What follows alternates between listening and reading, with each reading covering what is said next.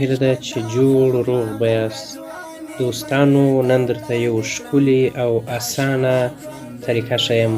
د کریډیټ کارت د جمع کولو اسانه یو ښکلي او ساده طریقه ده چې موږ تاسو څنګه کولی شو یو څوک په میسج کې کریډیټ کارت راته ولیږي او موږ یې په یو اسانه طریقه جمع کړو. ځینې دوستان مو اوس هم لا نه پوهېږي په دې باندې چې کریډیټ کارت موږ څنګه له میسجانو له ځایه کاپي کړو د نمبرو ځای ته، خو اکثر خلک یې یا د بل په ټلیفون کې واروي یا یې پر کتابچه باندې لیکي، بیا له هغه وروسته خپل ټلیفون کې وایي بیا یې جمع کوي. نه، زه نن تاسو ته یو ډېره اسانه او ښکلې طریقه درښیم. دوستانو که زموږ یوټیوب چینل مو نه یې سبسکرایب کړی، زموږ یوټیوب چینل هم در سره سبسکرایب کړئ تر څو زموږ هرې نوې او ښکلې ویډیوګانې داسې ښکلې معلومات تر تاسو پورې در ورسیږي. دوستانو ورځو طریقه ګورو.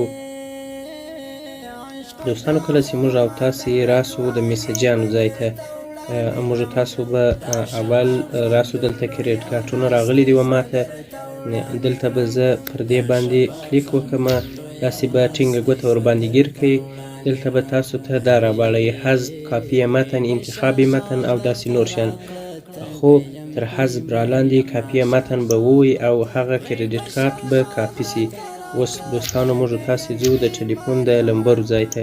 کله چې موږ د لمبرو ځای ته راسو، زه اوس دلته دغه کوډ کې وم او کوم چې دغه شین علامت داسې غورځي، دلته به بیرته سوکا په کلیک وکئ.